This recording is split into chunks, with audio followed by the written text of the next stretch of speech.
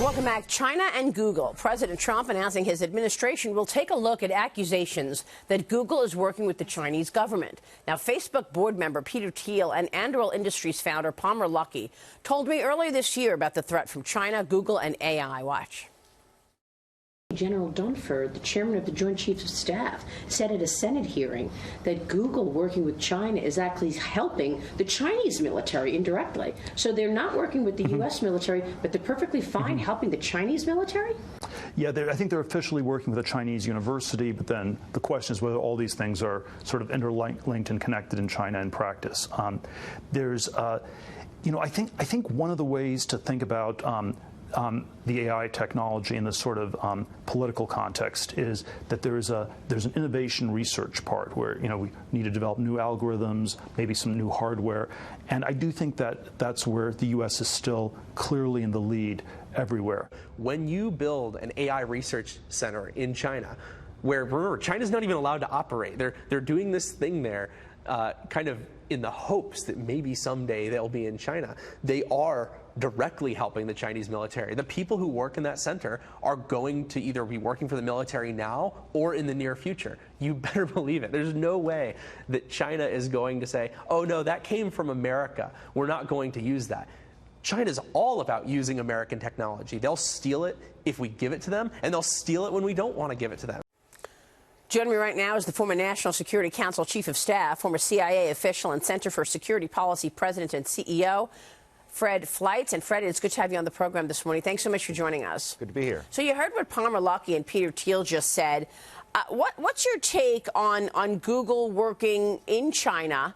I mean, isn't it true that China's main priority is to make sure everything goes by the military first? If you have an innovation in China, there's something called civil military fusion, whereas first they check that if it's going to be used with the military. Well, look, Maria, Google's operating an AI laboratory in Beijing to attract Chinese tech talent. And we know the way the Chinese government operates. Every single employee is working for and being vetted by Chinese intelligence. Now, Google is trying to reassure us, well, we don't work with the Chinese military. That's nonsense. Anything developed in that laboratory is going to flow through those employees to Chinese intelligence and be used by the Chinese military. Well, that's what I was trying to articulate, that there's this thing called civil military fusion, where any innovation that happens in China, first it's tested on the military, because their ultimate goal is to be the #1 superpower, largest military in the world, bigger than the United States. I mean, if that's the ultimate goal, of course you're working with the Chinese, whether it's a university or a company. Ultimately, you're working with the military. I mean, it would be just as bad if this company was operating in the United States and had decided to hire Chinese nationals, which Google is probably also doing. But putting this AI lab in Beijing is a real problem, and it makes it even worse because of Google's left-wing politics. It has stopped working with the Pentagon. Now, we already know it is slanting its search results against conservatives, but this is moving from a free speech issue to a national security issue, and that's why I'm glad that President Trump wants to look into this. Fred, Lindsay Bell here. Why is it taking Peter Thiel making these strong accusations against Google to actually finally look into this if this is a problem that has been known for a long time? You know, that's a good point. It has been known for a long time. It's been written about in the press for quite a while. I think the mainstream media doesn't want to look at this because they don't see China for the threat that it is. And I'm glad that Thiel spoke up. You know, he's breaking with his colleagues in the tech world who they want to invest in China. And, I mean, they have this distorted worldview that it's okay to deal with the Chinese government and not the Pentagon. And, I think that they're going to be under a lot of scrutiny on Capitol Hill. Hey, Fred, Bob Nardelli here. You know, I've had 45 years in business, and we've had restrictions over the year about what we could buy from China and what we could produce in China. How does Google get around those policy issues and being able to set up this university, if you call it that, in China? Where's the loophole? Well, I don't know if there's a restriction stopping Google from doing this. Now, we know Google pulled out its search engine in 2012 because China was forcing it to censor search results. But just last year, Google was trying to build a secret censorable search engine for the Chinese government that it had to drop because of protests in the United States. So I don't know what the restrictions are from the U.S. government.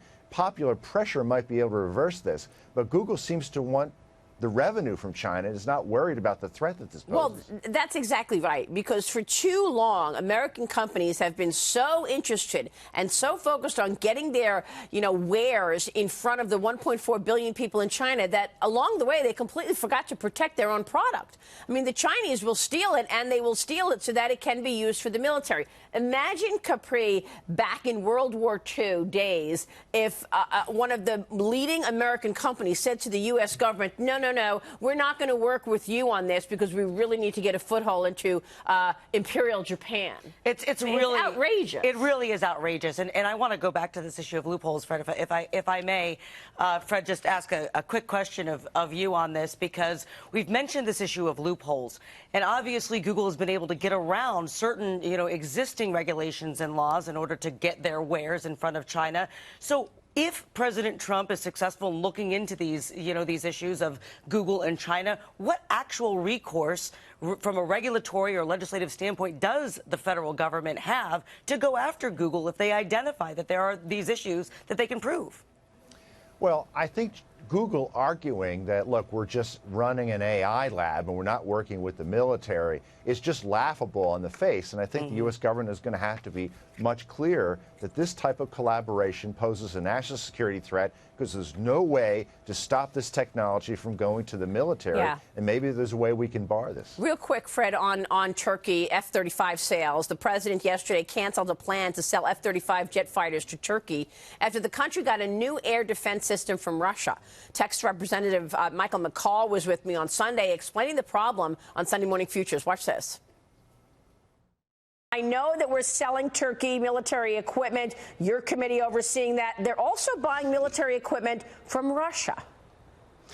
Very problematic. You have a NATO ally buying Russian military equipment. You can't be a NATO ally and buy Russian military equipment. And what endangers it even more so, we offered them the Patriot missile battery system. They chose the Russian instead. This actually blocks the F-35 sales because the S-400 actually tracks our F-35s. That was a really important point there. The F-400 tracks our F-35. So the F-400 is a ground military piece of equipment and can shoot down F-35s. And here you have Turkey, a NATO ally, buying from Russia. Do you think Turkey should face sanctions, even though it's a NATO ally? I think legally it has to. See, the S-400 is designed to shoot down stealth fighters, and the worry is that once Turkey has this technology, the Russians, if the Turks get the F-35, Russia will learn more about this stealth plane's capabilities, which will help Russia shoot them down. But, the issue of Patriot missiles is a big one. The Obama administration was involved in negotiations to sell the Patriot to Turkey, and they didn't pull off the sale. It isn't that we offered the Patriot, it's that the negotiations to sell the Patriot missiles to Turkey did not succeed. So I think President Trump's criticism of the Obama administration on this point is valid. All right, we will leave it there. We'll see what happens next with Turkey, given it is a NATO ally. Fred, it's great to get your insights on all of this. Thanks so much. Good to be here. Fred Fleitz joining us there.